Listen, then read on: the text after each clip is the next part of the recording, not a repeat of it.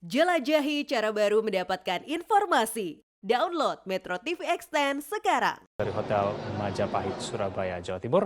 Pemirsa, untuk membahas mengenai deklarasi Baca Pres dan Baca Pres pada Direktur Eksekutif Indikator Politik Indonesia, ada Mas Burhanuddin Muhtadi. Mas Burhan, selamat siang. Siang, Egen. Ya, Mas Burhan, sambil menunggu waktu deklarasi yang dimulai akan pada pukul 14 waktu Indonesia bagian Barat nanti, Mas Burhan, apakah menurut Anda memang Anies Baswedan dan Muhaimin Iskandar ini merupakan pasangan yang ideal?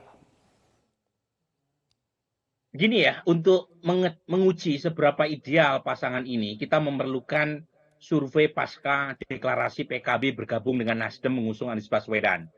Karena sejauh ini banyak sekali lembaga survei yang kurang begitu memikirkan atau mempertimbangkan untuk memasangkan Anies dan Muhaimin Iskandar. Yang sering muncul dalam skenario survei adalah Anies berpasangan dengan AHY, berpasangan dengan Hovifah, atau mungkin berpasangan dengan Mahfud MD. Tetapi nyaris tidak ada yang memikirkan plot twist yang baru terjadi belakangan ini, yaitu bergabungnya PKB dengan menyorongkan Muhaimin sebagai pendamping Anies Baswedan. Nah, kalau di atas kertas, Kevin, memang yang menarik dari Muhaimin Iskandarnya adalah beliau ketua umum PKB. Nah, PKB adalah partai besar, terutama yang berbasis Islam tradisionalis, berbasis Nahdliyin, di mana Mas Anies itu secara elektoral memang masih struggling untuk mendapatkan dukungan dari segmen pemilih ini. Jadi di atas kertas, PKB sebagai partai tradisionalis Muslim itu punya potensi untuk menambal kekurangan elektoral Mas Anies di basis-basis NU, terutama di Jawa Timur dan Jawa Tengah, di mana Mas Anies relatif kurang mendapatkan dukungan di dua provinsi kunci ini.